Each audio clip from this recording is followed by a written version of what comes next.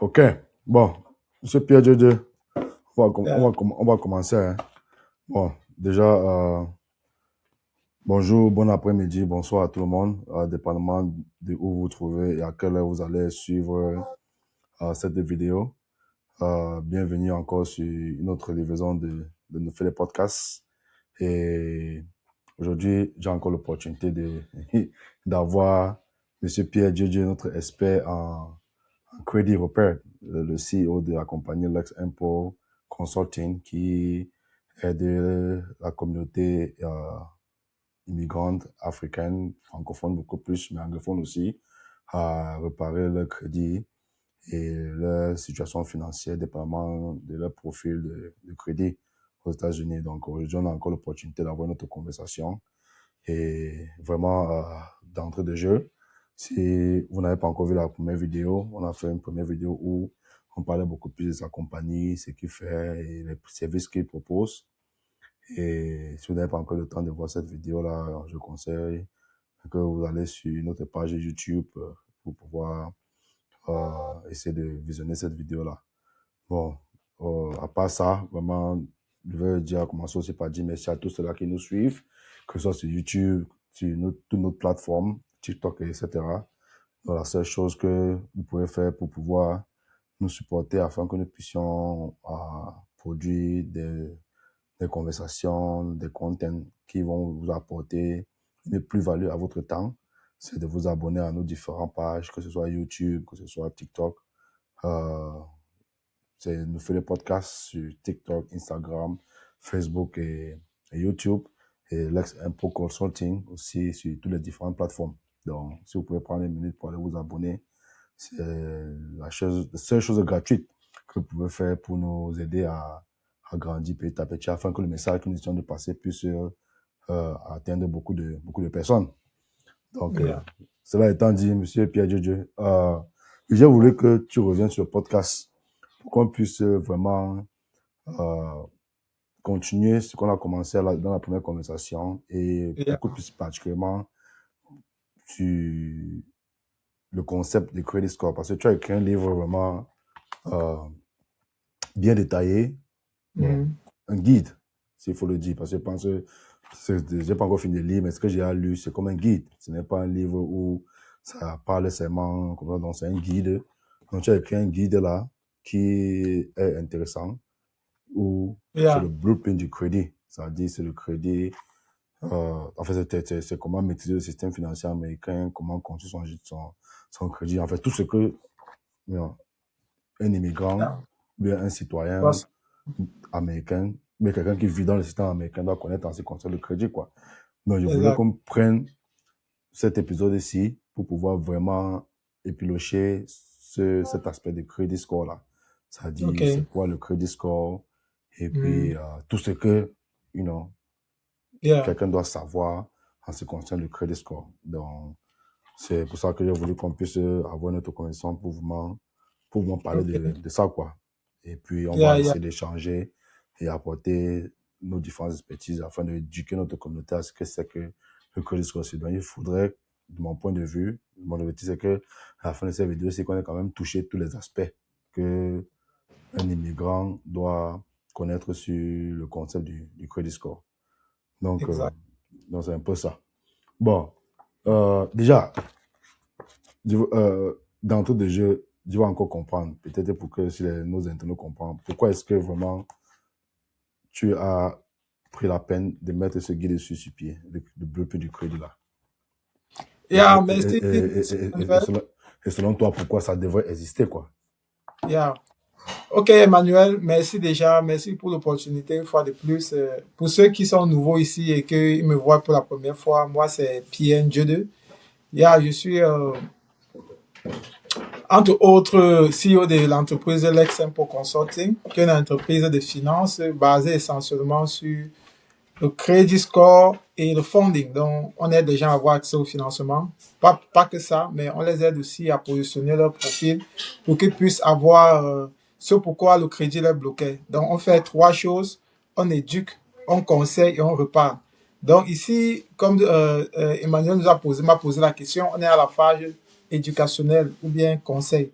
Donc, pourquoi j'ai écrit le livre? C'était simple. J'ai pensé une fois, parce que le livre parle d'abord de mon histoire.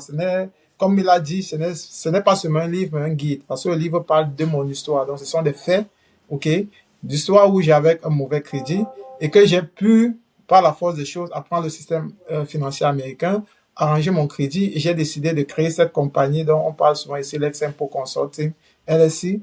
Et j'ai dit, OK, beaucoup de personnes comme moi, je sais, avec des problèmes de langue, des problèmes de la culture, arrivent ici, ont beaucoup plus de soucis de s'intégrer. Ça veut dire quoi? Chercher à manger, se nourrir, peut-être trouver un premier boulot. Et ils n'ont pas ce temps-là nécessaire pour comprendre le système. Parce qu'on ne l'apprend nulle part, ni lors de l'interview, quand tu veux un visa pour venir aux États-Unis, ni quand tu vas à l'école ici.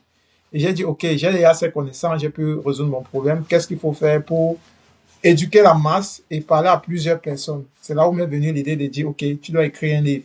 Et de ce livre-là, j'ai mis toutes mes connaissances à l'intérieur. J'ai mis, basé sur mon cas personnel, comme je disais.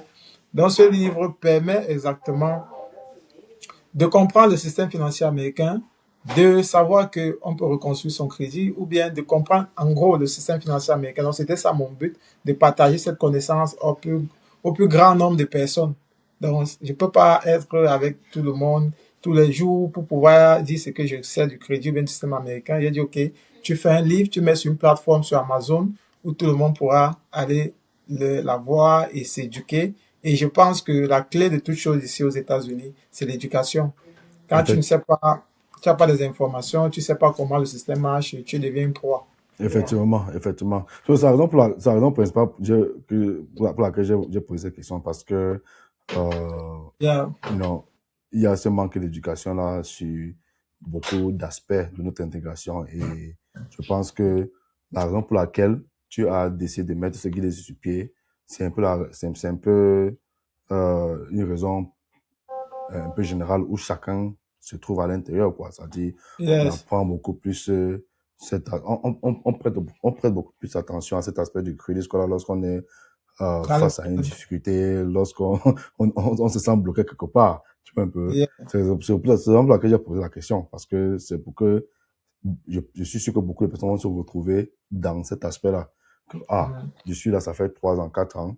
Je n'ai que vraiment pris le temps de m'éduquer sur le crédit éduquer. parce que je suis face à une situation, je suis bloqué quelque part et je suis en train de traverser un stress particulier, quoi. Donc, Yeah, cela étant dit, vraiment, essayons maintenant d'éduquer nos internautes sur le crédit score. C'est quoi le yeah, crédit score concrètement, s'il faut définir ça yeah, de manière simple? yeah. Et merci déjà encore, comme tu as précisé, c'est le type aussi de nos vidéos aussi et tout, c'est pour que les gens n'attendent pas quand ils ont le problème avant Effectivement. d'aller comprendre ce que c'est. C'est un système que tout le monde devrait comprendre. Il faut pas faire comme nous. Moi, j'ai connu le système quand j'étais déjà dans les problèmes. Et la majorité de mes clients, des personnes qui viennent, ce sont les gens qui ont des problèmes. Donc, il faut utiliser la méthode préventive, pas curative. Donc, Effectivement. apprenez pour éviter ça et avoir une meilleure vie ici aux États-Unis. Effectivement. Parce que il n'y a Effectivement. rien ici que tu peux faire de sérieux aux États-Unis sans crédit score. Il n'y a rien. Donc, c'est quoi le crédit score de façon globale? Le crédit score, c'est juste l'ensemble de tes agissements dans la société américaine qui sont répertoriés ou bien on peut dire répertoriés et conservés dans ce qu'on appelle les crédits bureaux ou bien les crédits bureaux. Il existe trois crédits bureaux majeurs. Il y en Mhm. a d'autres, mais ce qu'on utilise le plus, ceux dont on consulte le plus pour avoir nos informations, Mhm. c'est Equifax, TransUnion et Experian. Ce sont ces agences ici aux États-Unis qui prennent tous nos data, tout ce qu'on fait au quotidien concernant notre vie. Ici, on les envoie là-bas. Donc, ces trois bureaux font trois choses. Ils collectent nos informations, ils les maintiennent et ils les vendent. Et en fond, même pour collecter nos informations, on les paye. C'est pour ça que le crédit score, le crédit bureau, avoir son crédit report n'est pas gratuit. Et même pour l'avoir, c'est payant. Donc, des deux côtés, c'est payant. Et quand, une fois qu'ils ont nos informations, qu'est-ce qui se passe? Ils les calculent, OK? Sous forme il y a 5 facteurs, tu vois, qui leur Mhm. permettent de calculer ce qui est dans le chiffre, le crédit score là. C'est 5 facteurs. Les Le cinq score. Mhm. facteurs, c'est quoi? C'est le payment history, ça veut dire comment est-ce que tu payes tes créditeurs? Si tu es quelqu'un qui respecte ses agréments, quand tu Oui, tes signes, par créanciers, exemple, quoi. Mhm. tes créanciers, ou bien si tu es quelqu'un qui le fait. Donc, il y a ça qui coûte, qui est 35%. À côté de ça, il y a le credit utilisation, qui est essentiellement la credit card, contrairement à ce que les gens pensent que on ne doit pas avoir de credit card. Non, la credit card n'est pas le problème, mais c'est son utilisation qui peut être un problème. Et c'est 30%. Donc, la credit card est obligatoire dans le système américain parce que ça sert à beaucoup de choses. Peut-être on aura l'occasion de parler de ça. Mhm. Et le troisième, c'est l'âge de ton crédit. Depuis quand tu es dans ce système, depuis quand tu joues à ce jeu, et c'est 15% de ton crédit score et 10% c'est le crédit mix. C'est différents types de créditeurs que tu as. On veut voir que tu manages plus de 2 ou 3, 4, 5 personnes. Un crédit vraiment solide part à partir de 10 accounts, positif account jusqu'à 20. Ça veut dire que tu es quelqu'un qui manage et que on peut te faire confiance. Et le Mhm. dernier, c'est le hard inquiry, 10% aussi. Le hard inquiry, c'est simplement, pardon, quand tu passes le temps à appliquer, ok, que Mhm. une application sérieuse, on te met un négatif sur le crédit report qu'on appelle hard inquiry. C'est pour ça qu'on dit, je conseille toujours à mes clients ou bien les gens dans mon académie que il ne faut pas appliquer pour quelque chose que tu peux payer. Par exemple, quand on va dans les malls ou bien online pour acheter des trucs, on te dit 15% off, $20 off, applique ici, toi tu vas appliquer, ça te laisse ce qu'on appelle hard inquiry. Et au Mhm. moment où tu veux aller faire quelque chose de sérieux dans ta vie, tu ne pourras pas parce que tu as amassé beaucoup de hard inquiry et tu montres que tu es quelqu'un en détresse. Donc, c'est un peu ça. Dans le credit score, en gros, c'est quoi? C'est l'ensemble de tes agissements ici aux États-Unis qui sont codifiés à ce qu'on appelle qui donne ce chiffre-là. OK? C'est codifié et on calcule en chiffres. Et ce qui est le plus important, ce n'est pas le chiffre. Le chiffre n'est que la face de l'iceberg, comme on dit, mais ce qui est le plus important, c'est ce qu'on appelle le credit report ou bien le credit profile. Ce Mhm. qui est à l'intérieur, ce qui donne le chiffre là. Parce que tu peux avoir un chiffre qui est gonflé selon les facteurs, comme j'ai dit, c'est calculé en pourcentage. Donc, tu peux être good dans d'autres facteurs, mais l'élément essentiel qu'on recherche, c'est que tu es consistant dans tes paiements, tu es quelqu'un qui respecte tes échéances et que tu n'as pas peut-être ce qu'on appelle les public records. Parce que le public record ne se calcule pas. Par exemple, si tu as Mhm. les evictions ou bien les bankruptcy ou bien tu as été condamné par la justice et tout, on ne le verra pas dans ton credit score. Donc, tu peux avoir un Effectivement. credit score de 100, 800 et tout, mais tu as eviction, bankruptcy ou bien child support. Ça Mhm. va te limiter beaucoup d'accès et quand tu as les public records, ça, tu pourras pas avoir ce que tu veux. Donc, Oui, c'est un peu ça.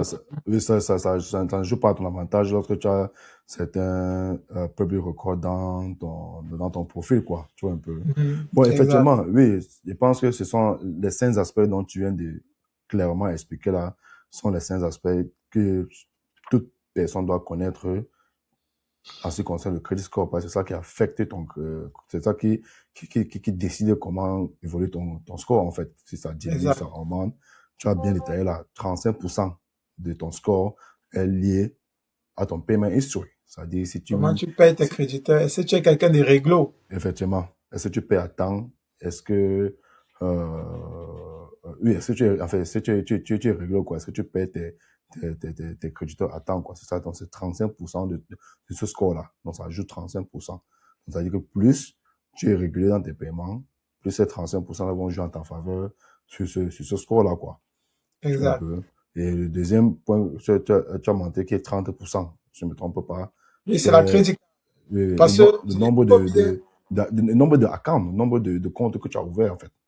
C'est Non, ça? c'est la crédit card, non, non. 30%, c'est credit utilisation. Utilisation, voilà, utilisation. Credit utilisation qui est essentiellement la crédit card. J'insiste sur ça. Pourquoi? Parce que ce qu'on observe, et malheureusement, moi, c'était le cas, c'est que quand on arrive ici, nous, en tant qu'immigrés francophones, on nous dit n'utilisez pas la crédit card, ne prends pas la crédit card. C'est un leurre. Ce n'est pas ça qu'il faut dire aux gens, mais il faut plutôt les apprendre à utiliser la crédit Il faut card. plutôt les éduquer à comment utiliser cette crédit card-là. Parce que la crédit card est indispensable. Je prends seulement deux exemples pour comprendre que la crédit card est indispensable. Quand tu vas peut-être louer une voiture dans les agences sérieuses, la seule chose qu'on te demande, c'est une crédit card. On On ne demande demande pas on si tu demande pas la as. debit card ou bien le cash. Tu sais pourquoi on demande la crédit card? Pourquoi est-ce qu'on Parce que, demande? Oui, vas-y. parce que la crédit card montre, si tu as une crédit card aux États-Unis, ça montre que tu es un peu sérieux. Il y a des gens qui n'ont pas de crédit card. Pourquoi? Parce qu'ils ont pris des crédit cards, ils ont master, ils ont tout utilisé, ils n'ont pas payé. Donc tu es Mhm. malhonnête. Ou bien quand tu veux louer l'hôtel, on te demande. Donc, ce sont les petites barrières pour essayer de voir avec qui on a affaire. Mhm. Tu vois un peu? Par Mhm. exemple, il y a ça. Et, et aussi, ça permet au lender de voir si tu es quelqu'un de dépensier ou pas. Parce que l'utilisation de la crédit card, tu dois rester avec le credit utilisation à moins de 30% avant qu'on ne reporte dans le crédit bureau. Donc, avant Mhm. ta date de report, il faut que ton crédit soit moins, ton crédit utilisation, donc que tu utilises ta crédit card à moins de 30%. Pourquoi? Ça montre, ça va 30%, idéalement 10%, c'est bon. Mhm. Ça va montrer que tu vis pas au-dessus de tes moyens. Tu es quelqu'un qui contrôle tes finances. Tu n'es pas quelqu'un qui vit avec l'argent des gens. Mhm. Mais par contre, si tu as ta crédit card où tu as utilisé plus de 30%, 40%, 50%, for sure, quand tu vas faire les applications, tu seras denied. Mhm. Ou bien, même si au pire des cas, si on t'approuve, le crédit, le rate, le pourcentage, Le taux d'intérêt. le taux d'intérêt sera très élevé. Et la plupart du temps, on va te deny parce que la crédit card permet de montrer ton état financier. Mhm. Tu vois? Et ça ne ment pas. Si tu vois quelqu'un qui a un crédit card, rares sont ceux qui peut-être ne savent pas comment ça marche, mais si tu vois quelqu'un qui a un crédit card à 60%, 40, 50, 80%, sache qu'il a des problèmes financiers. Mhm. Et ça, c'est une deuxième chose qu'on a mis dans la société américaine pour essayer de juger les gens et connaître qui tu es. Effectivement. Oui, il est très important que, quel qu'en soit le nombre de crédits cards que tu as, ton crédit d'utilisation doit être moins de 30%, et si possible, moins de 10%. Et même, l'idéal même, je pense selon moi-même, c'est que de payer ça off tous les mois, concrètement. C'est-à-dire, si tu utilises Yeah, même, but, yeah, si tu utilises, si tu as une crédit card, déjà, que bon, je sais pas ce que tu penses par rapport à ça, tu n'as non. pas besoin d'avoir 10 crédits cards.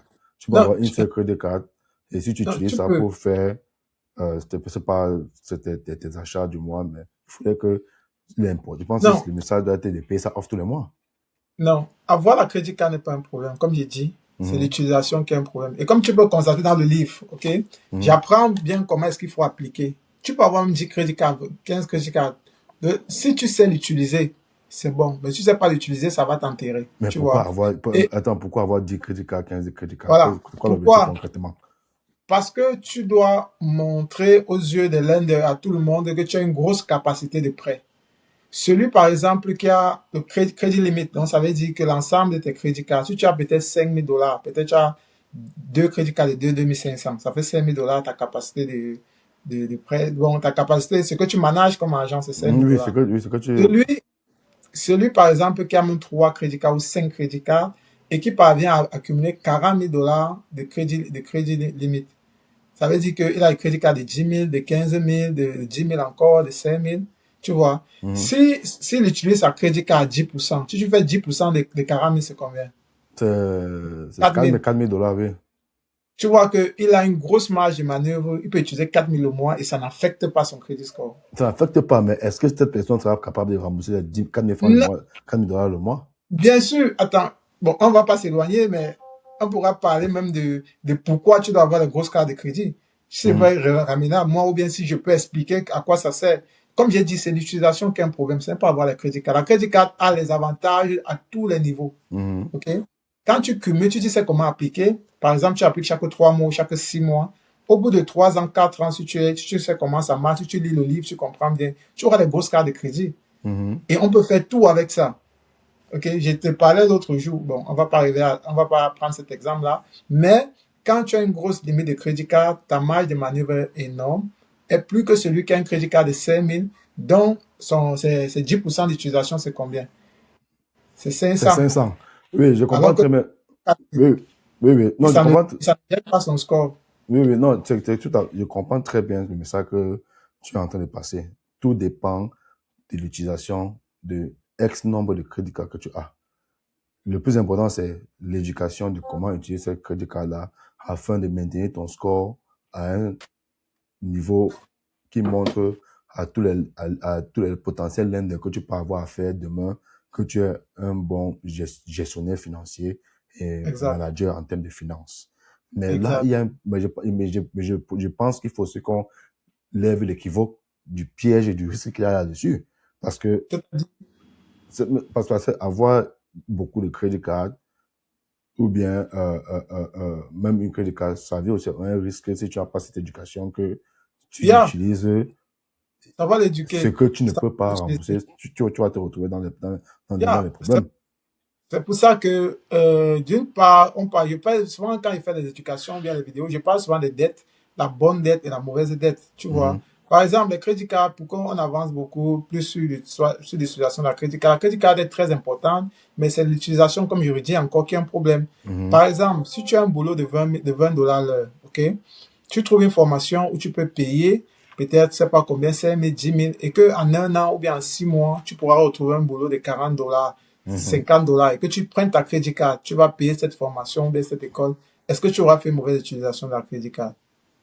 Bon, certes, tu prends l'utilisation de la crédit, parce il y Mais a deux déjà, options. Tu peux, non, tu peux préfinancer cette éducation que tu fais sur toi avec la crédit card, sachant que tu vas rembourser après. Comme mhm, quelqu'un d'autre peut aussi décider de dire, OK, je vais faire une formation qui me coûte 1000 dollars que d'utiliser, mettre ça sur la crédit card. Après, on peut développer notre plan en disant que bon, je mets 100, 200, 300 dollars chaque mois de côté où je paye ma non, formation cash, par exemple. non, non. Ça, c'est la pire des choses qu'on puisse faire. Comment Aux- ça? Explique. Yeah, ça, c'est la pire des choses. Je veux prendre, bon, Non, je non, veux prendre, non, non, non, c'est là où on doit oui. débattre pour La pouvoir pire des avoir des choses bons qu'on, points. oui, c'est la pire des choses qu'on puisse faire. Ici aux États-Unis, on est dans un système capitaliste, ok? Mhm, Un système où tu peux venir, tu n'es rien comme on dit souvent, mais tu atteins les cibles. Cela est possible pourquoi? C'est possible simplement parce que son système financier permet d'élever les gens. C'est pour ça que le crédit score, c'est un levier. mhm, Tu comprends? C'est un levier sur lequel on doit s'appuyer pour atteindre ses objectifs ou bien les cibles. Si tu n'as pas compris ce système financier, alors tu ne peux pas réaliser les choses, pas réaliser les grandes choses ici. Je prends un exemple. Si tu es dans la logique de cotiser pour acheter tes choses, je crois bien, ça veut dire que tu ne vas pas construire un profil de crédit. Tu mhm, seras dans le cash. Comment tu pourras acheter une maison cash? Comment tu pourras investir dans une maison commerciale cash? Comment est-ce que tu pourras avoir du capital si tu es quelqu'un qui fait du business? Comment tu vas pouvoir avoir ça? Tu vas attendre la tontine, bouffer ton deuxième nom, ton cinquième nom pour venir investir dans ton business, alors que les autres sont en train d'advertise, ils ont l'argent de l'inventory, ils sont en train d'avancer, ils paient les nouvelles technologies pour scaler leur business. Toi, tu vas attendre ton nom de l'année prochaine pour investir dans le business. Non, non. mhm. Imagine que tu fais un business, ok, tu as construit ton profil de crédit, tu as les lignes de crédit, bien tu as les grosses cartes de crédit comme ce que nous on fait obtenir à nos clients, de 50 000 à 150 000 avec 0% d'intérêt. Ok, pendant 8 à 18 mois, il y a d'autres produits financiers qui vont jusqu'à 21 mois. Et c'est ce que moi j'utilise et beaucoup de mes clients utilisent. C'est que tout le monde utilise, ceux qui ont compris le système utilisent. Mhm, Tu n'utilises pas, quand tu as compris le système américain, tu utilises ce qu'on appelle OPM, Other People Money. mhm. C'est ça, c'est à quoi le système américain est fondé. On ne fonctionne pas ici avec du cash. Tu n'as Non, même pas besoin du cash pour faire quelque chose de grand dans ta vie. La seule mhm, chose que tu as besoin ici aux États-Unis, c'est d'avoir un bon crédit score, comprendre le système américain. Le cash, ça peut te servir de faire un down payment quelque part pour faire un big jump. mhm. Que d'utiliser ton cash et rester vulnérable. Si tu as un bon crédit score, tu n'as qu'à bien éduquer. Comme on a dit dans le livre, tu t'éduques, tu parviens à avoir les grosses cartes de crédit. Comme j'ai dit, tu payes ta formation de 1000 dollars. Imagine, tu as une carte de crédit jusqu'à 30 000. Tu payes une formation de 1000 dollars avec 30 000 de pouvoir d'achat. Ça vaut quoi? Non, Et tu ça ne vaut rien, ça ne vaut rien, Pierre. ta formation, Je suis d'accord avec. regarde, Oui, et que vas-y. tu finis ta formation, tu as la possibilité, un, de rembourser les 1000 dollars, deux, de continuer à te faire du cash sans avoir utilisé tes 5 francs. Mhm. C'est ça que notre communauté doit comprendre. Aux Euh, États-Unis, pour aller euh, loin, mhm, on n'a pas besoin de son argent. Il mhm. faut, vas-y. Oui, oui, en fait, ce que je voulais dire, c'est que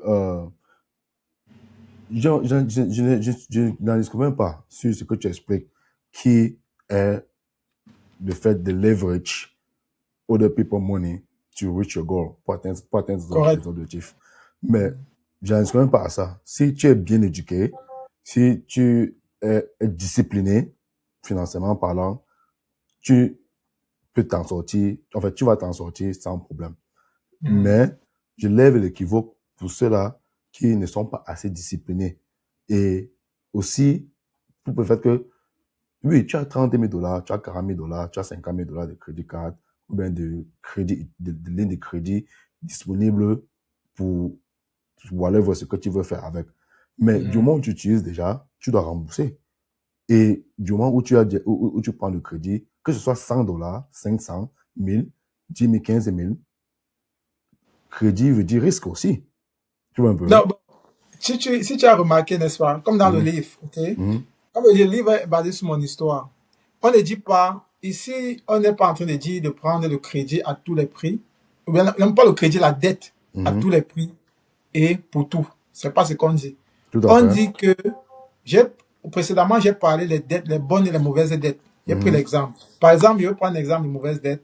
Si tu dois aller prendre tes crédits cartes pour aller acheter tes habits, ou bien acheter des billets d'avion pour aller en Afrique, ou bien acheter des cadeaux pour envoyer en Afrique, mon ami, c'est clair que tu vas te retrouver plus ou moins dans le gouffre après. tout à fait. Mais si tu utilises tes crédits cartes pour payer de la connaissance, pour leverage, pour faire peut-être une formation, ok, ou bien pour mettre dans ton business et tout, je pense pas que c'est un problème ça.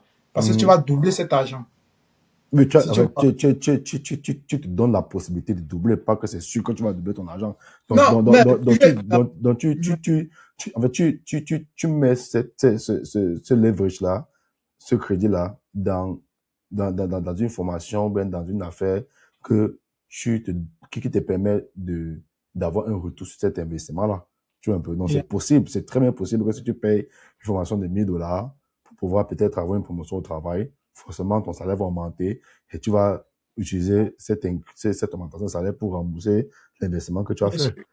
Yeah, toute ta vie, tu auras C'est, changé. Yeah. ouais, c'est aussi vrai que, c'est aussi vrai que si tu prends une ligne de crédit de 5 000, de 10 000 $ sur une crédit card que tu as, ou bien sur une ligne de crédit que tu as à ta disposition, pour peut-être augmenter un inventory sur ton business, ça peut doubler tes revenus qui vont te permettre de rembourser rapidement, quoi. Mais Mhm. je suis d'accord avec ce que tu dis. Mais à the end of the day, je pense que leverage, à un certain niveau aussi, veut dire risque. Tu vois un peu. Parce que quand tu prends 1 000 $ pour payer une formation, Mais oui, attends, Emmanuel, attends, monsieur, puis attends. Quand tu prends 1 000 $ pour payer une formation, oui, c'est vrai, tu vas augmenter ton knowledge, tu vas t'éduquer, mais ça ne veut yeah. pas à 100% dire que tu auras retour sur investissement ou payer ce Non, crédit bon, card-là. bon, Mais quel qu'en soit l'issue, tu dois repayer tu dois repayer ce que tu as non, utilisé, que ce soit 1000 monsieur dollars. Emmanuel, monsieur Emmanuel, Avant que tu ne parles, je vais te prendre un exemple très simple. oui, Par exemple, tu vois les student loans là. oui, Les student loans, des fois, normalement, tu prends le c'est student vrai, loan pour aller à l'école parce que tu veux te oui. former pour avoir un degree. Mais ça ne veut pas forcément dire que tous les degrees valent ce c'est pas, ça ne veut pas que tous les degrees sont un investissement Oui, important ça garantit l'emploi ou pour bien ça garantir garantit. l'emploi, ou bien que, Bon, ou bien que ça vaut la peine de prendre le student loan pour ça. C'est ça bon, c'est le point que je vais raise. bon, écoute, monsieur Emmanuel, là, on sort du cadre financier. Ça, on est en train de vouloir juger les choix personnels de chacun. Tu vois? Mhm, mhm, Par exemple, ok, moi, je vais prendre un exemple sur moi, ok. Toutes les connaissances que j'ai eu à faire, toutes les formations, tout ce que j'ai eu à faire jusqu'à créer ma société, je n'ai jamais utilisé 5 francs sortant mhm, de mon cas. Je n'ai jamais utilisé de cash. mhm. Est-ce que tu comprends un peu? Oui, Et il y a pas, c'était ton choix personnel. non, non, c'est pour, attends, on ne va pas rester, je vais dire quoi, tout est risqué. Même si tu partais prendre ton cash à la réunion et mettre dans le business, c'est 100%. Quand tu prends le Non, non, c'est cash, pas 100%. alors, donc, on peut Tout pas, alors, investissement est risqué. donc voilà, si tu en connais déjà ça, ça veut dire qu'on a pu faire un débat dessus. Mhm. OK? Maintenant, c'est comment est-ce que tu peux prendre avantage du système donc, où tu es dedans. Parce que ce que j'ai dit, ce n'est pas nous je n'invente pas. Toutes les communautés font ça. Oui, C'est que tout le monde fait. oui, bon, je vais revenir sur ce qu'on vient de parler là. Quand tu prends ton argent à la réunion pour investir sur toi en termes de connaissances, ou bien c'est un business, c'est ton argent que tu as vu, tu vas travailler, tu vas devoir travailler dur pour avoir ce retour sur investissement. Mais c'est pas un argent que si tu payes, tu as besoin de rembourser. Parce que ce sont tes fonds propres. Non, non, mais c'est maintenant, on est en train de sortir du débat. Non, on n'est pas sorti du débat. C'est très important. Personnellement, moi, je pense que c'est très important. Parce que si tu prends ton argent que tu as mis de côté chaque mois, que ce soit la réunion ou bien la banque, pour payer une éducation afin de te développer personnellement, ou Bon, bien pour investir sur un attends, business. laisse que Attends, j'explique un peu. attends, je finis mon point, tu vas prendre. Ça veut dire que si ça ne marche pas, c'est ton argent, tu ne dois personne.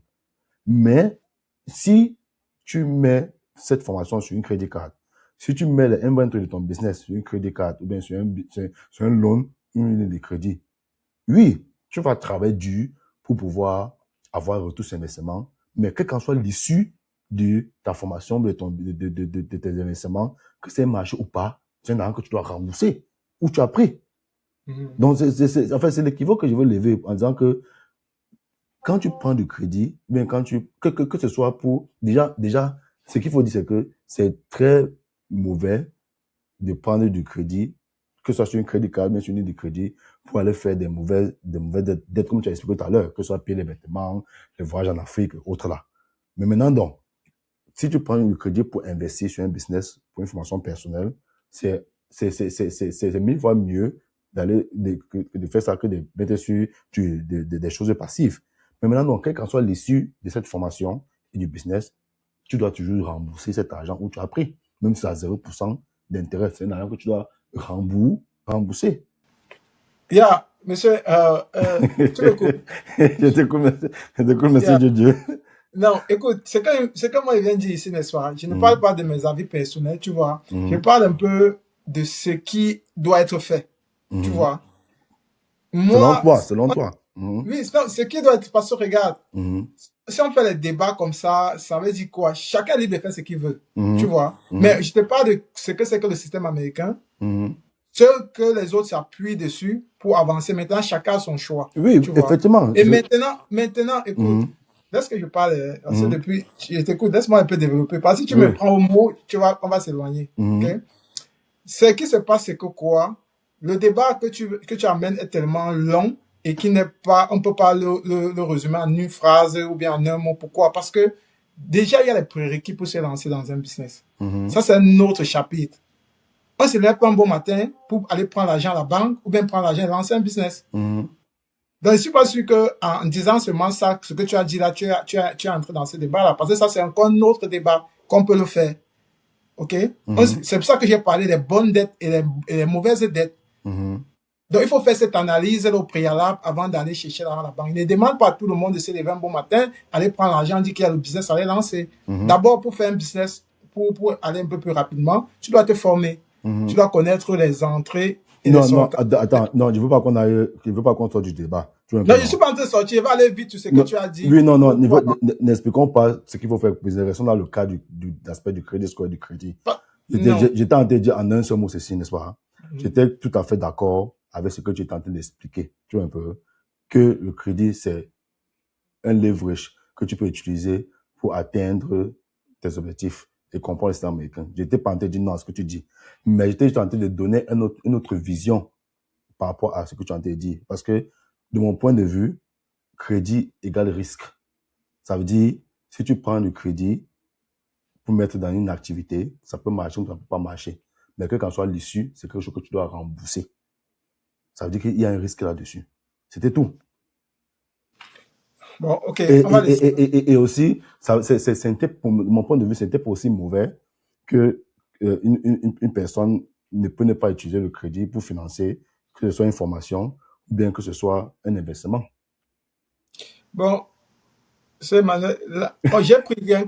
juste pris un exemple. Le crédit est beaucoup plus vaste que ça. Oui, c'est plus vaste. Oui, c'est juste parce que si tu t'arrêtes, dis que prends le crédit pour faire, le crédit est beaucoup plus vaste. Et c'est que on doit retenir à la fin pour clôturer ce plan-ci, c'est que le crédit est indispensable sur tout. On a juste pris côté business. Et, for sure, right, tu ne peux pas faire du business ici aux États-Unis sans avoir les relations avec les banques, sans crédit. Oui, ça. Tu ne peux pas ça, il n'y a pas un débat là. Oui, en fait, tu peux pas scale ton business si tu ne pas avoir le crédit. Oui. Attends, je vais un peu développer, s'il te plaît. Quand tu parles de risque, tu vas perdre. Il y a le risque dans tout, même manger, c'est un risque. Tu n'arrives pas souvent de croquer la bouche quand tu manges. Dormir, même, c'est un risque. Tout est risqué. Donc, si tu vas sur la base d'un risque, arrête le business. Il n'y a aucun business que tu dois faire qui est sans risque. Tout à fait. La vie, même d'abord. Voilà, donc, on ne peut pas s'épiloguer sur le fait des risques. Il y a le risque partout. Et maintenant, quand tu as choisi ton chemin et que tu veux, il faut te donner tous les moyens. Si tu dis que tu veux faire du business et que tu dis que tu as peur des dettes, tu as peur, sors du business. Tout à fait. Oui, tout à fait. Okay? Là, je suis donc, le chemin ici, c'est d'abord t'éduquer. Effectivement. Savoir prendre les bonnes dettes. Savoir étudier ton marché. Parce qu'à la fin de la journée, tu auras besoin du capital pour avancer. 80% des business ferment aux États-Unis. Pas parce que l'idée n'était pas bonne, même pas parce qu'ils n'avaient pas bien structuré leur business, mais par manque de capital. Ou même par mauvaise Ils utilisation de n'arrivent capital. pas à avoir accès au capital. Pourquoi? Le capital sert à quoi dans le business? Ça sert seulement, même sur les inventories, tu dois être à l'affût de la technologie. Tu dois faire du marketing. Tu dois gérer ton personnel.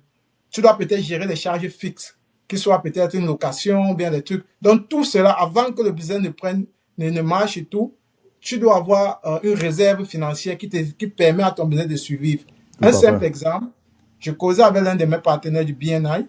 Lui, il est la société d'assurance et tout, partenaire de BNI. On faisait nos one-on-one, on faisait la conversation et tout. Il me montrait son métrique, le métrique du mois passé, 2 mois avant. Il me disait que regarde, les affaires n'étaient pas bonnes ce mois-ci et tout. Et comme il sait que j'ai fait les finances, je parle du crédit, il me dit que ce qui m'a fait me maintenir à vie à maintenant là, c'est parce que j'avais mes lignes de crédit. Ça m'a permis de payer ça parce que ça ne donnait pas. Et je peux continuer à travailler. Tu vois? Donc, le crédit ne se limite pas de prendre la dette pour aller utiliser. Non. Les périodes de vaches maigres et tout, tu auras besoin d'un certain capital pour continuer à être en vie. Pas Tout à seulement fait. même pour dépenser, mais pour continuer à être en vie. Tout à fait. Donc, Tout à fait. on peut, Oui, non, non, c'est important d'avoir un débat pour pouvoir avoir, en fait, ça permet de toucher ce qu'on appelle en langage informatique les edge cases, ça veut dire les cas spéciaux, tu vois un peu, en fonction de comment chacun voit la chose, quoi. Bon, déjà, étant donné que il faut mettre l'accent sur l'éducation, de s'assurer que on puisse éduquer au maximum de personnes. Selon toi, quelles sont les différentes erreurs, étant donné que maintenant, tu as résolu ta propre situation, tu aides beaucoup de personnes déjà. Quelles sont les différentes erreurs que, selon toi, dans notre communauté, on rencontre sur cet aspect de crédit score-ci? Ou bien quelles sont les erreurs que toute personne qui s'éduque à travers cette vidéo doit savoir afin d'éviter à ne pas tomber dans ce piège-là, quoi? Première chose que chacun doit, celui qui nous écoute, ou bien celui qui écoute la vidéo, la première chose qu'il doit faire, c'est d'aller acheter ce livre. Tout à fait. Oui, c'est la première chose, puisque c'est la connaissance qui est la base de tout. Et dans ce livre, tu vas voir le premier chapitre parle du système caché. OK? Quand on vient ici aux États-Unis, le système caché, c'est quoi? Et ça va répondre à la question. Le premier chapitre, c'est que quand tu arrives ici, on ne t'apprend rien du système américain, ni à l'ambassade, ni quand tu vas à l'école ici et tout. Et du coup, tu es aussi là, chacun te donne sa part de conseils qu'il peut te donner. On ne prend pas de crédit car on n'entre pas dans l'histoire de crédit et tout, alors que c'est pas ce que tu devrais faire. Tu devras plutôt t'éduquer. Donc, ce livre, d'abord, pour tous ceux qui arrivent aux États-Unis, si vous les aimez, achetez ce livre, ça coûte pas cher, c'est sur Amazon. C'est en français, en anglais, de Credit Blueprint en français. Et en anglais, c'est de Credit Blueprint en anglais, je vais dire, et le Blueprint du crédit en français. C'est le livre qui, comme on dit, c'est un guide qui va vous éduquer, qui va vous faire comprendre comment le système financier américain marche. Maintenant, si je veux aller un peu répondre à la question avec quelques exemples, OK? Comme on a dit, l'éducation, il faut t'éduquer. Deuxième chose, donc, ce sera seulement l'éducation. Parce que si je dois aller peut-être à dire ce que tu dois faire, ça va être un peu beaucoup plus long. Non, je voulais beaucoup faire en termes d'erreur, parce que déjà, ok. Je parle en termes d'erreurs. Les erreurs courantes qu'on rencontre. Oui, les erreurs courantes. Oui. Premier truc, aller prendre les téléphones sans crédit, sans historique de crédit. Quand on arrive ici, c'était mon cas, vous allez le trouver dans le livre. Ça veut dire quoi? Tu arrives, tu commences à dire, je suis aux États-Unis, je veux avoir le iPhone 17, je veux aller. Tu n'as pas d'historique de crédit. Tout ce qui t'intéresse, c'est d'avoir aussi un gros téléphone. Quand tu vas, on va te dire, tu payes $60 le mois ou bien $80. Tu ne trouves pas ça long, mais c'est souvent des contrats de 4 et 6 mois. Tu vas payer le téléphone là parfois double. Et, comme on sait, les choses arrivent, tu peux perdre le travail et tout. Après, tu te retrouves avec la collection de téléphones. Il y a les téléphones que tu ne dois pas prendre. Achète un téléphone cash. Tu peux trouver sur eBay, sur Amazon et tout. Tu attends d'abord comprendre le système avant d'aller prendre cette dette. Parce que dans cette dette-là, tu auras tu es nouveau dans le système et tes intérêts seront même peut-être jusqu'à 60-80%. Deux, acheter les voitures. N'achète pas ta voiture neuve, ne pas prendre un crédit de voiture ici quand tu n'as pas d'historique de crédit. Tu vas tomber dans ce que je parle dans le chapitre 2 où je parle des prédateurs financiers. Parce que tu vas aller prendre une voiture, on va te donner les termes de 72 mois, 76 mois et plus. On va dire 450 par mois, mais tu vas payer la voiture là peut-être pendant 5 ans ou 3 ans. Ce qui arrive, c'est que quoi, les voitures là parfois ne sont pas de bonne qualité. Donc après 6 mois, 1 an, le moteur coule ou bien il y a un problème qui arrive. Voilà une dette peut-être de 7 000, de 10 000 que tu as mis sur toi, 15 000. À peine arrivé aux États-Unis, tu as déjà les collections de 15 000. Faut jamais prendre ces voitures-là. Concentre-toi. Moi, c'est là où je peux te revenir. Je reviens sur ce que tu disais. Tu fais tes petites économies là, tu payes ça cash. Voilà où le cash peut intervenir sans discussion. Parce que là, il n'est pas question de multiplier. Mais quelle est question de multiplier? Tu ne dois pas utiliser ton cash. Parce que tu utilises ton cash, tu perds le temps, tu as les moyens. Parce que c'est pourquoi le crédit est là. C'est pour utiliser pour ce type de business. Quand tu veux aller dans un autre level dans ta vie, tu dois utiliser ton crédit. C'est pourquoi c'est là. Oui, c'est important. Oui, là, je suis d'accord. Ton cash, tu n'iras pas loin. Tu vois un peu. Mais pour les petites choses de consommation comme ça, le cash intervient. Pour les achats pour ces premiers achats personnels à titre d'intégration, c'est important de le faire en cash, quoi. C'est important oui, tu le fais. Tu sais, le temps que tu travailles, tu peux demander les rails, on t'accompagne et tout, tu prends le bus, tu patiente, ne sois pas pressé. Ici, on construit la richesse doucement. Si tu es trop pressé, tu vas te retrouver dans les problèmes comme nous, on a été. Donc, si tu veux pas être dans les problèmes, et peut-être tu vas pas savoir comment t'en sortir. Et n'oubliez pas, on est dans un pays capitaliste, on a pitié de personne. Ici, chacun cherche ses intérêts. OK? Et ceux qui ont les mauvaises situations de crédit ou bien qui sont ignorants, il y a des compagnies ici qui existent aux États-Unis qui sont seulement là pour vous. Donc, vous êtes leurs meilleurs clients. Quand vous ne connaissez rien sur le crédit, quand vous avez pris le mauvais crédit, vous êtes leur client idéal. Donc, ils font leur profit parce que vous existez. OK, donc, c'est comme ça. Donc, on a parlé du téléphone, on a parlé de la voiture. Et aussi, il faut commencer le plus tôt à construire son crédit. Tu peux commencer à Secure Credit Card. Donc, ne puis pas en disant que non, je ne veux pas de crédit. On m'a dit que non, tu dois aller apprendre. Tu commences Secure Credit Card de 200, 500 dollars où tu déposes dans une banque et tout. Et qu'est-ce que tu fais? Tu utilises, comme on disait, tu utilises pas plus de 30%. Tu peux utiliser ça pour payer ton téléphone ou bien pour payer, je sais pas quoi, les petits trucs. Après, tu rembourses chaque 2 semaines, tu rembourses. Comme ça te donne déjà une historique de crédit. Et comme j'ai dit, tu lis le livre, tu vas comprendre la suite. Et après un an, machin, tu seras good to go. Tu pourras déjà avoir les grosses cartes de crédit, tu pourras déjà saisir les opportunités et tout. Donc, quand tu arrives aux États-Unis, ne prends pas de dette. Tu n'as pas d'historique de crédit, ne prends pas. Concentre-toi à souffrir pour le moment. Éduque-toi. Pas de téléphone à crédit, pas de carte à crédit, rien. Prends ta Secure Credit Card, tu construis ton crédit et aussi, tu ouvres les comptes dans les grosses banques. Parce que tes relations avec les grosses banques, avec le temps, vont t'aider dans le futur. Par exemple, si tu vas acheter la maison, tu veux peut-être avoir accès au capital pour faire du business et tout. Tes relations que tu as avec les banques anciennes, qui sont les grosses banques, qui ont plus de capital, peuvent facilement te donner des grosses sommes d'argent pour te lancer si tu es dans dans le futur, tu veux faire des affaires. Les petites banques, ça aide pour le début et tout, mais ils n'ont pas assez de capital pour investir, pour prendre des risques dans les business.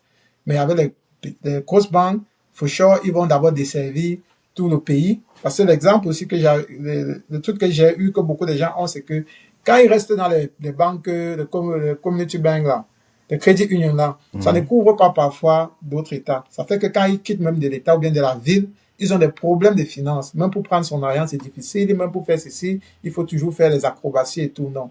Et moi, j'ai commencé aussi, j'étais victime de ça. J'étais dans une petite banque, il n'avait pas les ailes, les machins. Il a fallu beaucoup de temps. J'étais toujours en train de demander ici, demander là. Ouvre ton compte dans une grosse banque qui va couvrir tous les États-Unis, couvrir même l'Afrique si tu sors un jour et tout. Ton argent sera là-bas, tu pourras l'utiliser où tu es. Mais dans les petites banques, il y a beaucoup parfois, il y a souvent les blocus. Mais on ne dit pas de ne pas aller dans les petites banques parce qu'ils ont souvent des profits. Mais fais l'effort aussi d'avoir un compte dans une grosse banque que tu vas build ta relation avec elle pour dans le futur avoir les produits qui vont t'offrir pour grandir. Oui, effectivement. En fait, pour emboîter le pas sur ce que tu as dit, je pense que tu as étayé un peu les principales erreurs qu'il faut éviter quand tu viens d'arriver et que tu es en train de vouloir construire ton profil financier dans ce pays. Déjà, tu as raison. Je pense que la première chose la première erreur à ne pas faire, c'est de ne pas t'éduquer. Tu vois un peu. Parce que si tu ne t'éduques pas, c'est là où tu t'exposes à À toutes tout. les erreurs possibles. Tu vois un peu, Yeah, ce yeah. sont les erreurs que la plupart, nous, immigrés francophones, on fait face parce que on n'a pas cet instinct d'éducation-là. Déjà, Exact. la première chose à faire, c'est de t'éduquer pour éviter toute erreur possible.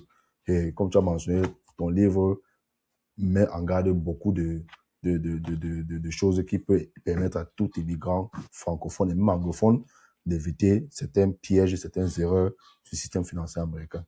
Mais après cela étant dit, je suis encore très d'accord avec ce que tu as mentionné. Au début, quand tu viens d'arriver, tu n'as pas besoin de financer quoi que ce soit. Tu n'as pas Yeah. besoin de prendre... On est d'accord maintenant sur Non, cash, non? non, on est d'accord sur le cash. C'est cet aspect-là que je pense qu'on est d'accord. Tu n'as pas besoin de So, tu n'as même pas besoin de financer quoi que ce soit. Si tu as un téléphone que tu as besoin, tu paies ton téléphone cash. Si c'est une voiture que tu as besoin, tu paies ta voiture cash. Et maintenant, tu t'éduques et tu construis ton profil financier, ton profil de crédit. exact. Yeah. Et tu as aussi mentionné un moyen de construire qui est cette Secure Credit Card, qui est le moyen le plus facile où tu peux construire ton crédit. Tu vas, jamais c'est plus facile de faire ça dans les petites banques, comme tu as dit, les community banks, les crédits unions là. Parce que les grandes banques là, jamais ne font pas les Secure Credit Card. Mais les petites Yeah. banques là, tu peux ouvrir une Secure Credit Card. Et il faut, je Ou pense que bien, pour ceux qui, je je pense pense, que on est là aussi pour ça. Je pense que pour ne pas trop se casser la tête, vous pouvez nous contacter, l'ex-Impôt Consulting, mhm, LSI. On a tout un plan pour ça. Ceux qui viennent mhm, d'arriver aux États-Unis, même seulement en lisant le livre, tu vas connaître comment construire ton crédit ou mhm, arranger ton crédit. Et de mhm, deux, que d'aller casser ta tête parce qu'on dit seul, si tu vas apprendre seul, ça va te prendre plus de temps. Mais mhm, si tu vas avec quelqu'un qui maîtrise, qui te tient la main, tu vas plus mhm, vite et tu vas sûrement. Donc, si tu es des gens qui viennent d'arriver aux États-Unis ou bien ceux qui ne savent pas comment construire leur crédit ou bien qui ont des problèmes, c'est mieux de nous faire accompagner, ok, par des gens qui vont vous aider rapidement avec des éducants. Parce que mhm, en allant apprendre ce que tu vas faire ta propre erreur avant de, tu vas mhm, d'abord toi-même faire tes propres erreurs avant de dire que ça, je ne savais pas. Et est-ce que je ne savais pas qu'on faisait ça? Non. Tu viens, comme le livre l'indique, c'est le blueprint du crédit. Donc, mhm. ça veut dire que c'est le guide pour construire le produit financier ici. Et on a Ton tout profil mis, financier. oui, ton profil financier, on a mis tout en disposition. Il y a l'académie où j'apprends ces pratiques, toutes ces choses, tout ce qui concerne les finances, Mhm. le funding, les business, tout ça, qui est expliqué en français. OK? Et il y a nos réseaux sociaux comme ces podcasts où on fait tout le temps pour l'éducation et tout. Oui, Donc, si tu oui. as des questions, tu peux me laisser en commentaire. Ça peut être l'objet d'une discussion ou bien d'un autre Oui, débat qu'on oui. pourra laisser. Oui, oui, effectivement, oui, effectivement. Non, j'essaie juste de vraiment d'emboîter le pas sur comment construire son crédit, comme tu as mentionné. Avoir une secure credit card pour commencer est Yeah. bien dans un crédit union, bien un community bank. C'est-à-dire, tu pars, tu donnes ton propre argent, ça peut être 200, 300, 500, Ça. et ils mettent ça dans une credit card qu'ils te donnent. Tu utilises ça en respectant tous les conseils qu'il peut y avoir dans ce livre. C'est-à-dire, utiliser moins de 30%, si possible, et assure-toi que tu payes ça tous Et les mois. surtout, quelque chose de très important qu'il faut mentionner, set up tous tes paiements automatiques. Mhm, Tout ce que tu as pris comme crédit, ou bien si tu as pris ta Secure Credit Card, il faut d'abord, parce que ce qui arrive le plus souvent, c'est qu'on se dit toujours, on va faire demain, je vais payer après. Non, ce n'est mhm, que 25 $, je vais payer le mois prochain. C'est comme mhm, ça que tu fous ton profil, que tu gardes ton crédit score. Donc, tu mhm. set up ton paiement automatique, tu utilises comme Emmanuel est en train de dire, et tu Oui, commandes. ça va permettre qu'avec le temps, tu vas construire un historique de crédit qui va t'ouvrir les portes à tes projets. C'est-à-dire maintenant, si tu es un entrepreneur et que tu veux te lancer dans les affaires, ça va te permettre d'avoir accès à certains financements. Si tu as le projet de payer la maison, ça va te permettre d'avoir un bon profil pour avoir un bon crédit pour payer ta maison. Donc ça t'ouvre les portes sur beaucoup de choses. Tu vois un peu, c'est le Et, et, moment et où... le crédit, pour compléter, le crédit se construit avec le temps. Tu vois, Mhm, ce n'est pas une histoire que, comme tu commences aujourd'hui, demain, après-demain, ton crédit est bon, non. mhm, Comme j'ai dit dans le livre, tout expliqué, pas les envies, mais selon les situations naturelles qui arrivent dans ta vie, ici aux États-Unis, ton crédit se construit seul. Par mhm, exemple, tu peux arriver dans une situation où tu as besoin de prendre peut-être un loan, un secure loan pour faire tel truc. Là, on va mettre un installment loan sur ton crédit report. Ça se construit. Par exemple, si tu veux investir sur toi et que tu as compris que tu veux peut-être aller loin et que tu décides d'investir, tu peux faire tu peux mettre les trade lines. Donc, tu peux, par exemple, reporter ton rent. Donc, ta location, tu peux Oui, payer oui. pour ton report. Tu Dans vois, ton ça crédit, t'explique dans ton crédit historique. à de bulles au profil. Maintenant, si par exemple, tu veux faire dans le transport, j'ai dit, parce que le transport, c'est un investissement, et que ton crédit profil est bon, tu peux encore prendre peut-être un cadre pour faire le transport, parce que tu prends ça pour faire de l'argent. Oui, oui. Là, ça va encore mettre un instant, mais ça bulle ton crédit. Donc, ton crédit va se construire selon les étapes que tu es dans ta vie ici. Donc, faut pas être pressé. Mais pour ceux qui veulent aller un peu plus vite et qui ont compris le système peut aller plus vite, ils peuvent bulle en investissant, en attachant certains traits là, ou bien en allant faire ce qu'on appelle les pledge loans. Dans certaines banques, ils offrent ce qu'on appelle pledge loan. Ça veut dire que tu leur donnes un argent, tu leur prêtes un argent, ils vont reporter ça dans ton crédit et ils vont te donner ça, tu vas payer chaque mois, ça construit ton crédit. Donc, il y a tous ces plans-là qui sont déjà faits pour ceux qui n'ont pas de crédit et qui souhaitent construire ça. Ouais, oui, ça c'était la partie construction. Maintenant, on peut avoir des internautes qui regardent ces vidéos aussi qui sont dans la partie où il faut réparer. C'est-à-dire qu'ils ont déjà, peut-être par manque d'éducation, commis certaines erreurs par ignorance. Ça, c'est là où tu es expert en réparation de crédit. Si quelqu'un a déjà commis des erreurs qui font en sorte que son crédit est très bas, selon toi, quelles sont les précautions à prendre, les étapes à prendre pour pouvoir réparer son crédit afin que ça puisse augmenter avec le temps aussi? Comme tu as dit, le crédit avec le temps. Le crédit, c'est, comme on dit, c'est facile à gâter. Une seule erreur, un seul late payment peut rester sur ton crédit pendant 7 ans. Et ça drop ton crédit jusqu'à peut-être 120 points. Parce que tu as fait un seul late payment. Tu vois. Et là, ça te met ton crédit à terre. Et après 180, après, si tu ne payes pas tout le créditeur, tu arrives jusqu'à 180 jours.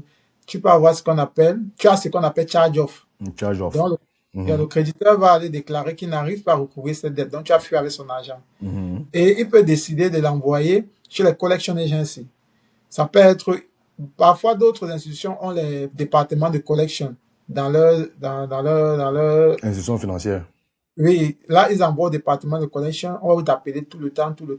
Soit ils vont vendre ta dette à une autre compagnie, collection agent toujours, et ces gens-là seront chargés de te collecter la dette. Ils vont passer le temps à t'appeler. Et ça, c'était mon cas. Je ne décrochais même plus les appels inconnus parce que mon frère. Malheureusement, ça stresse. J'ai beaucoup de clients dans ce cas. Il y a une maman que j'ai appelée avec le numéro du business, elle n'a pas pris. Tu vois. Maintenant, quand je l'ai testé, elle dit, maman, je t'appelle depuis, tu prends pas. Elle dit que, ouais, mon fils. Moi, je croyais que c'était encore des gens de collection là. C'est m'a dit que, mais maman, toi, tu ne sais pas, tu n'as pas ça. Je se m'a dit dans mon cœur que la maman, ne sait pas que tout le monde est passé par là. Bon, donc, quand tu fais toutes ces erreurs là et tout, et tu te retrouves dans ce genre de situation où tout est bloqué, tu vois, il faut déjà savoir qu'aux États-Unis, surtout ici, là, aucune situation n'est définitive. Ni éternel. Tu peux avoir un bon crédit pour une petite erreur que tu fais, ça te met à terre, ça te gâte ton crédit. Il y a les gens qui viennent me voir, ils avaient un crédit de 700, de 800, machin dit qu'ils ne comprennent plus un crédit de 400. Non, pas 400, 500, 4 francs parfois. Et ceux qui ont des crédits de 500, 400 qui sont montés à 700, ce qui se passe, c'est quoi? Le crédit, comme on a dit, ce sont les habitudes, c'est ton comportement. Et à côté de ça, les États-Unis, avant 1976, ok, ils n'avaient pas une loi qui permettait aux consommateurs comme nous de pouvoir disputer, de pouvoir contredire ce qui était dans notre crédit report. Rappelle-toi, au début, on a dit que le crédit, c'est l'ensemble des agissements qu'on répertorie, on envoie ça dans les crédits bureaux. Donc, ça veut dire quoi? Si M. Emmanuel, on fait un deal, je signe que je vais te payer chaque 30 du mois, ok? Si je ne te paye pas, tu dois aller reporter ça au crédit bureau que, M. Pierre n'a pas respecté notre agrément, quoi. Il n'a pas respecté.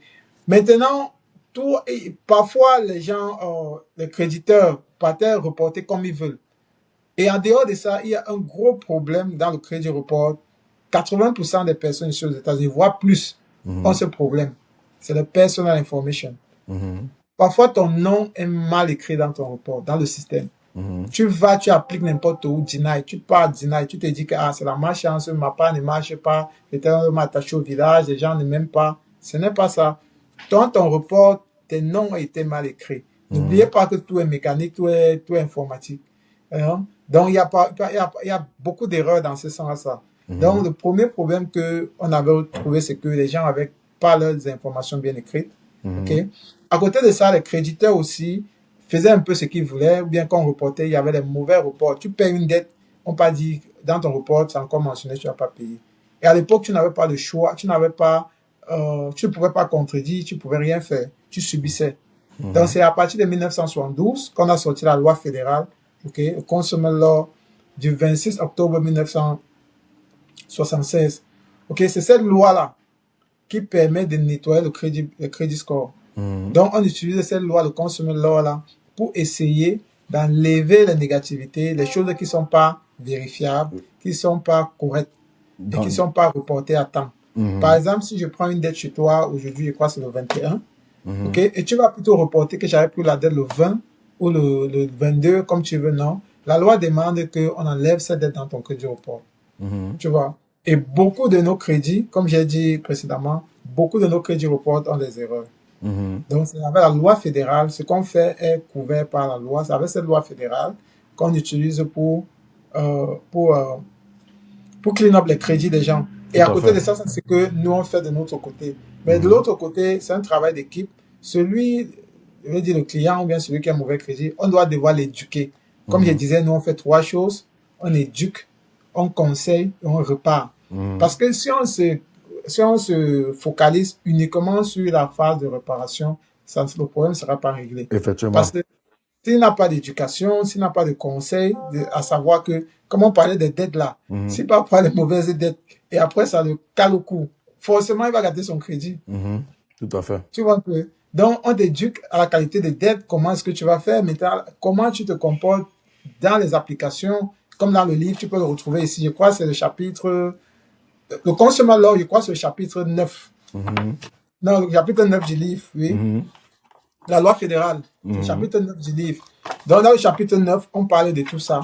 Comment cette loi permet de nettoyer. Donc, en gros, ce qui permet d'arranger le crédit des gens, c'est un, on utilise la loi fédérale. Et de deux, on éduque. OK? On prend beaucoup, on t'éduque.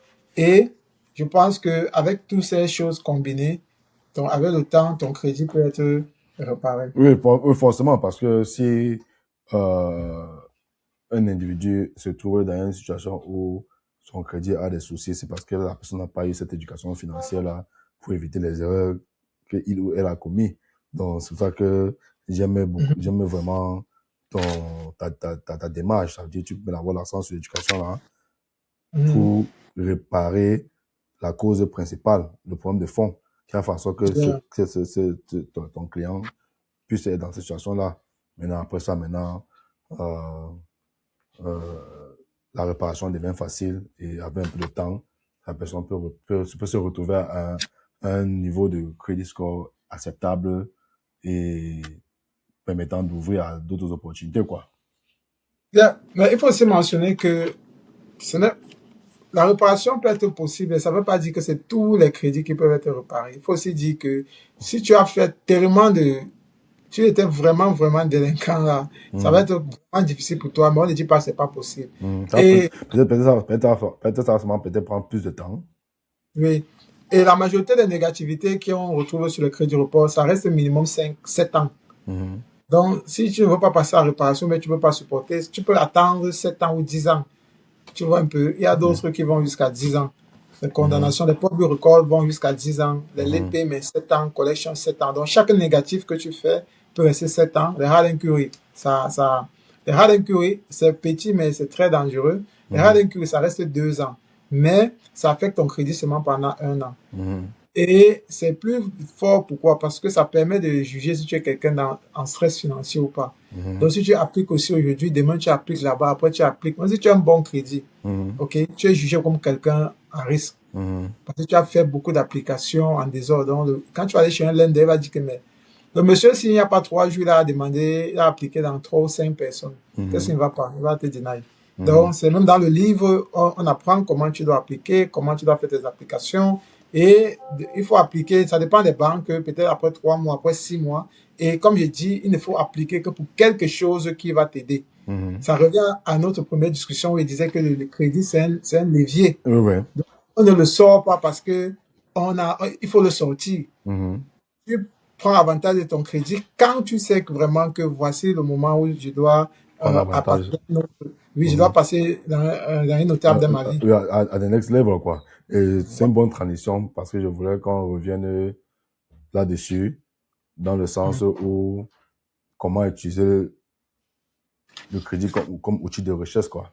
Pas juste, pas comme un outil de suivi, mais comme un outil de recherche. C'est-à-dire, en termes de mentalité, parce que c'est là où, peut-être, c'était notre première discussion, quoi. C'est-à-dire, comment utiliser le crédit comme outil de recherche, passer à éviter les problèmes et à utiliser ça de manière stratégique, quoi.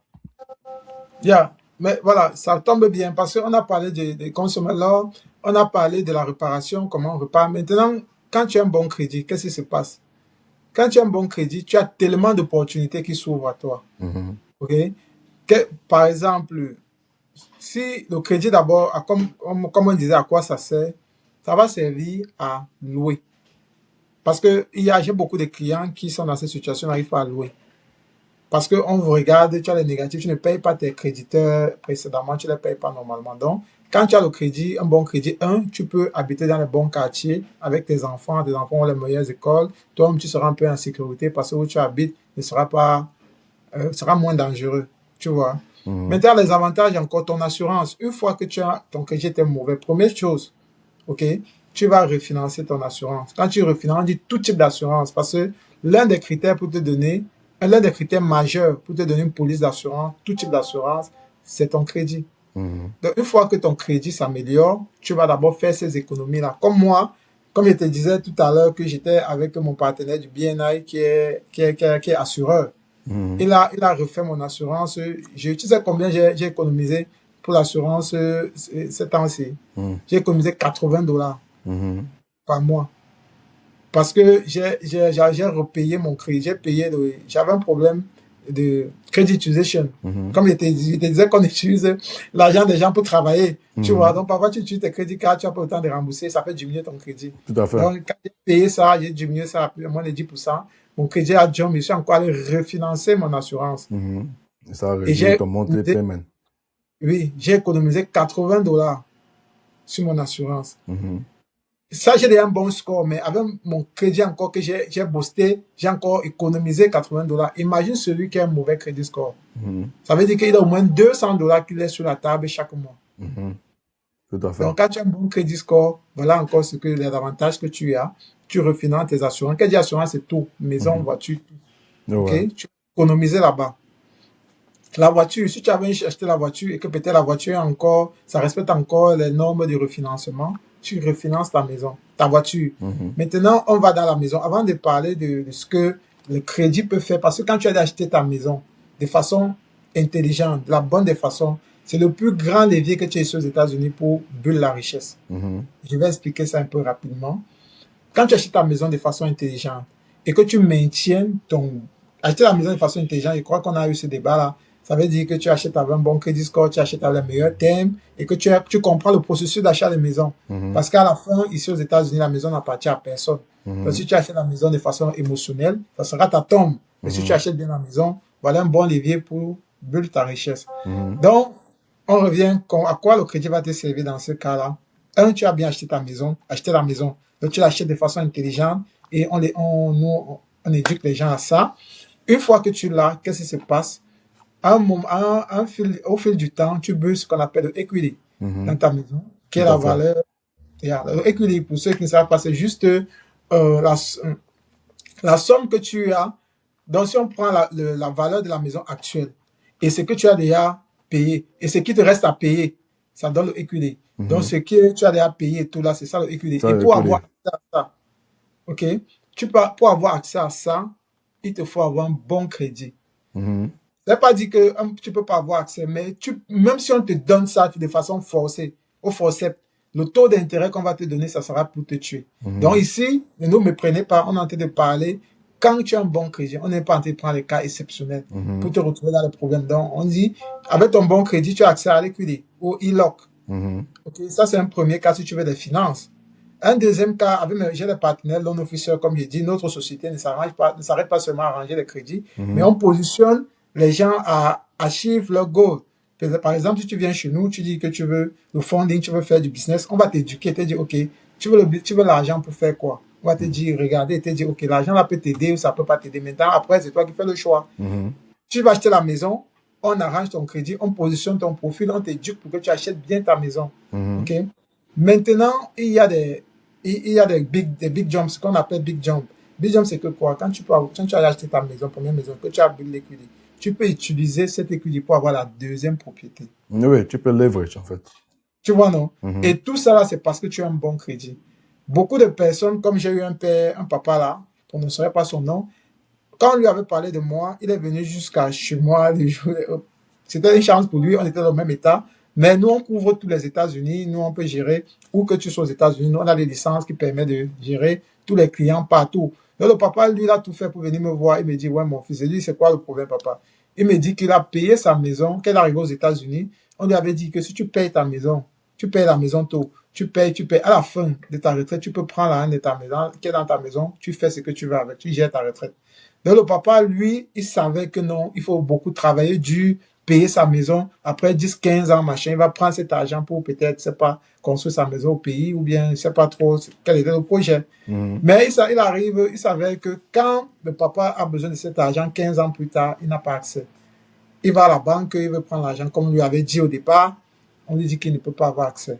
Il demande pourquoi. On lui dit que ton crédit ne te permet pas d'avoir accès à ton argent. Tu comprends comment le crédit est puissant. Donc, même l'argent qui te revient, tu ne peux pas avoir accès parce que tu as un mauvais crédit. Donc, le papa est venu, il a vu sa situation, tous les problèmes qu'il avait et tout. On a arrangé son crédit. Plus que ça, il a eu son refinancement de la maison, l'argent qu'il avait. Il a encore utilisé son crédit pour aider son frère, son neveu qui était chez lui, qui n'avait pas de boulot. Il lui a payé une voiture, car nous pouvons faire le Uber. Maintenant, il me dit que son neveu est content, il est fier de voir son neveu épanoui. Chaque jour, il travaille, il fait son argent. Maintenant, il fait sa cotisation. Donc, tu vois comment le crédit change la vie des familles, ça change. Donc, voilà, sa situation a été changée. À côté de ça, il a même changé la situation de son neveu. Son neveu a mis un boulot, il fait son Uber, il a pris une voiture en location et tout, il a refinancé sa maison.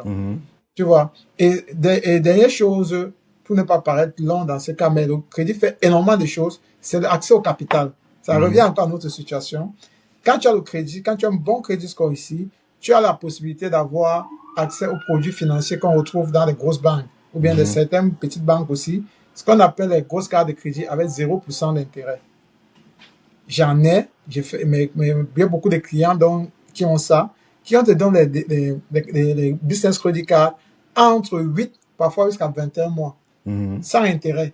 La seule chose que tu as besoin de faire, c'est de payer le monthly payment chaque mois. On commence à te charger l'intérêt après 21 mois. Dis-moi, qu'est-ce que tu peux pas faire avec peut-être 50 000 ou 80 000, 150 000 de business, de credit card sans intérêt.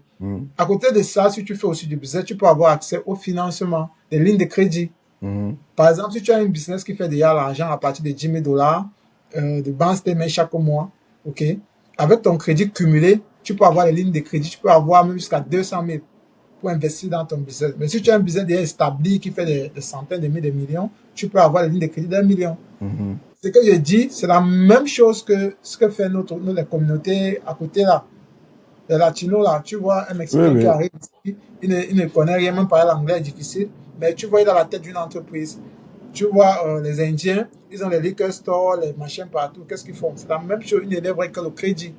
Quand ils arrivent ici, on les éduque. On dit, voilà, commence comme ça. Fais ceci, fais cela, ne fais pas ça. Au bout de 2 ans, 3 ans, il est stable. Son profil de crédit est stable, c'est bien construit. Il part, même s'il faut mettre... Là, maintenant, tu peux utiliser ton cash. Par exemple, si tu veux prendre une propriété commerciale, c'est là où le cash intervient. Tu vois un peu. Par exemple, si tu veux prendre une propriété, la majorité d'eux, ils ont les buildings qui own. Ou bien ils ont des petits... les buildings, la plupart du temps, ils ont les buildings. Ça les appartient, ça leur appartient. Qu'est-ce qu'ils font? Ils peuvent maintenant utiliser le cash de la Réunion maintenant. Il va acheter une propriété commerciale. Ça devient son dépôt, son cash. Il paye une maison, un propriétaire commercial, même d'1 million, il ne sait pas trop, 500 000, il ne sait pas trop quoi. Mais son cash, c'est des down payment.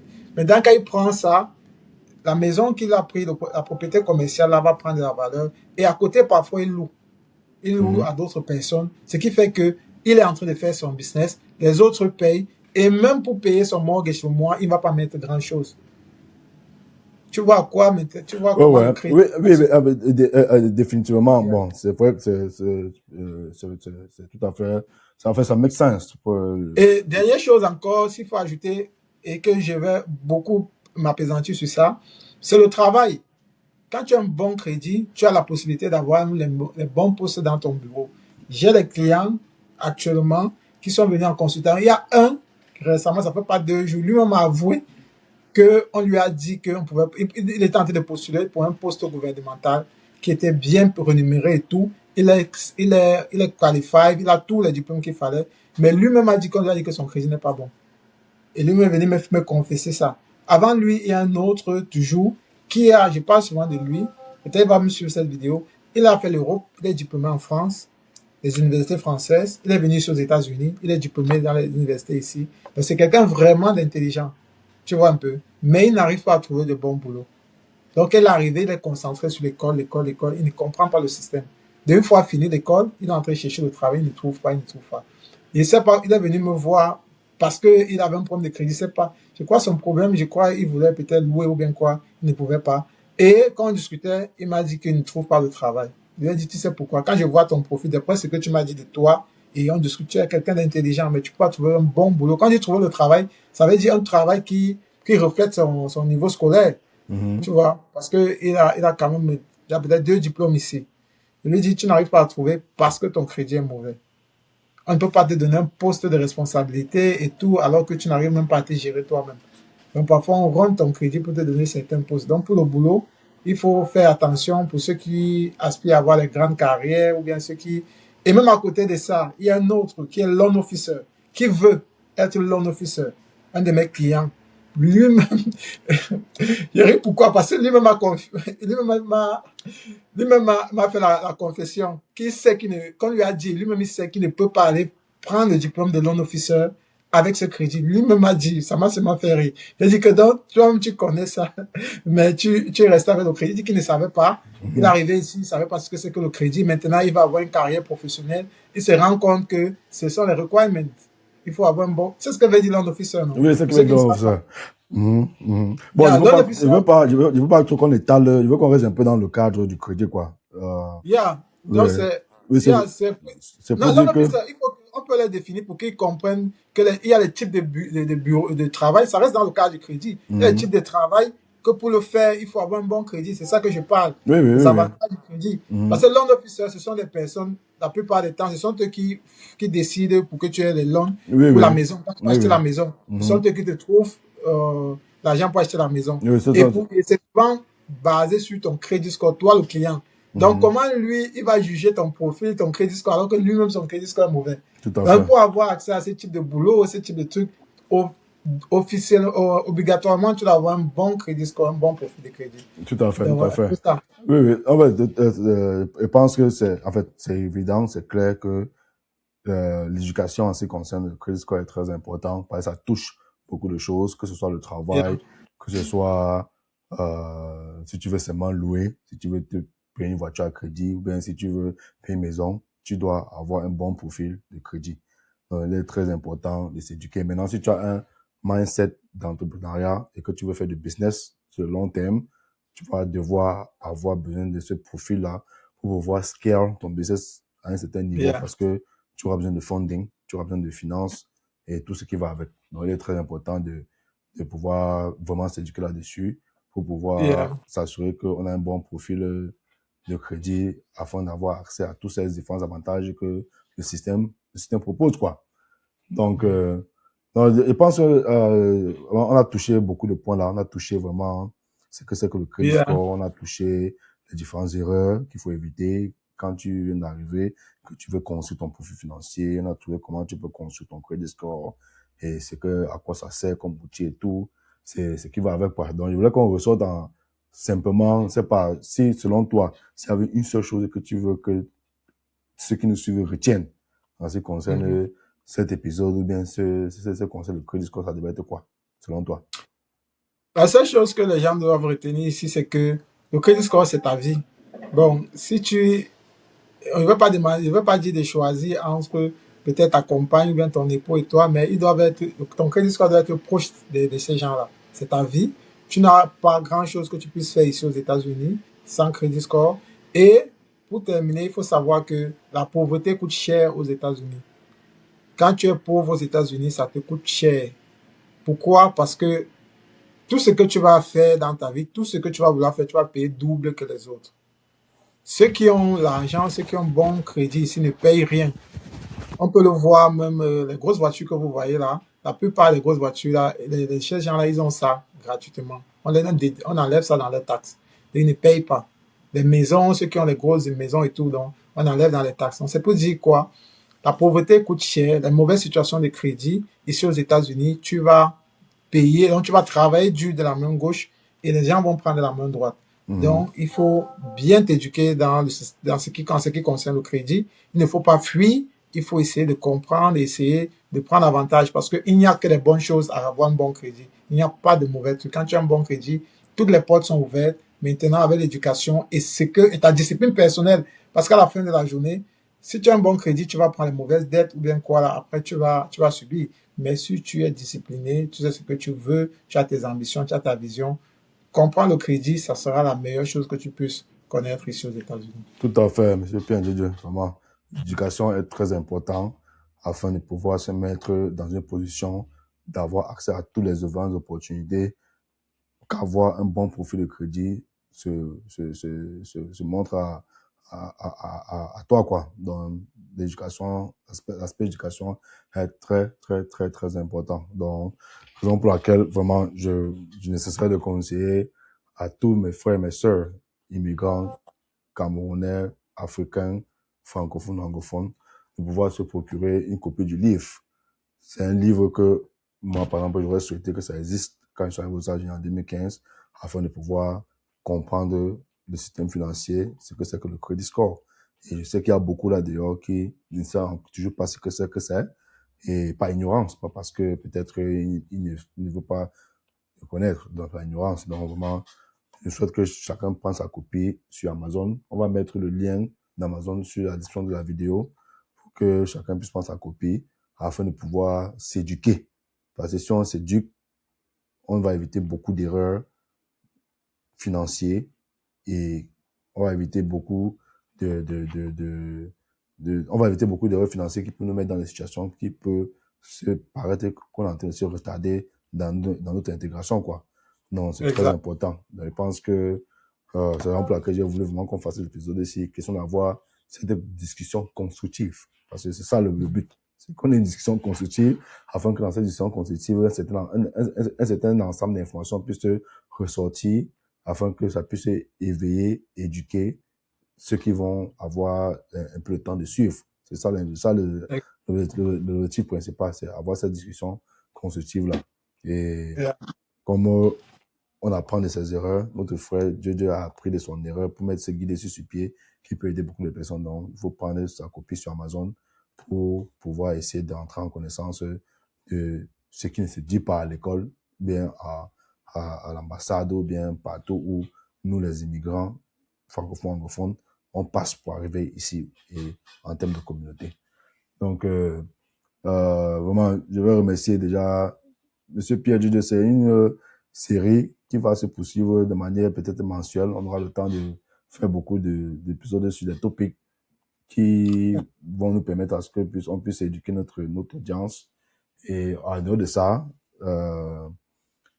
Monsieur Pierre Dieu est expert en Credit Repair à travers sa compagnie Lex Import Consulting.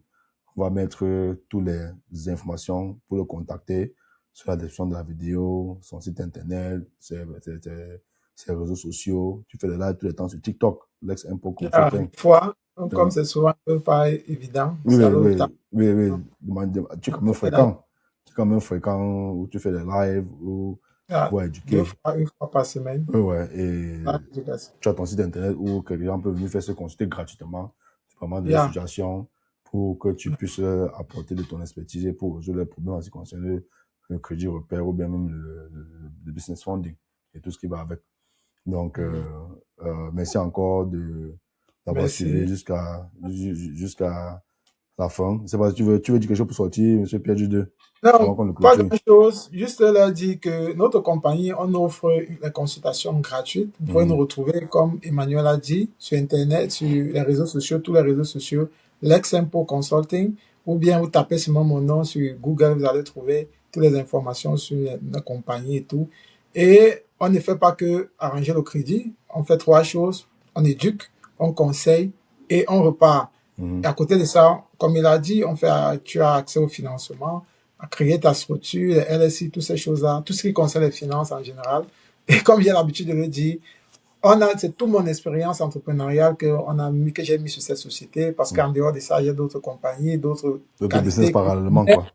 oui, que je mets dans cette compagnie, dans cette autre compagnie pour aider la communauté francophone. Donc, si tu as vraiment un problème ici aux États-Unis et que la cause c'est le crédit et tout, même en dehors du crédit, on pourra t'aider à résoudre d'autres problèmes que ça. Donc, merci Emmanuel pour l'invitation. Ça a toujours un plaisir de passer ces bons moments avec toi, de discussion, d'échange. Non, c'est toujours un plaisir, mon frère Pierre. C'est toujours un plaisir. Et c'est que ce qu'on va revenir très bientôt avec notre thématique.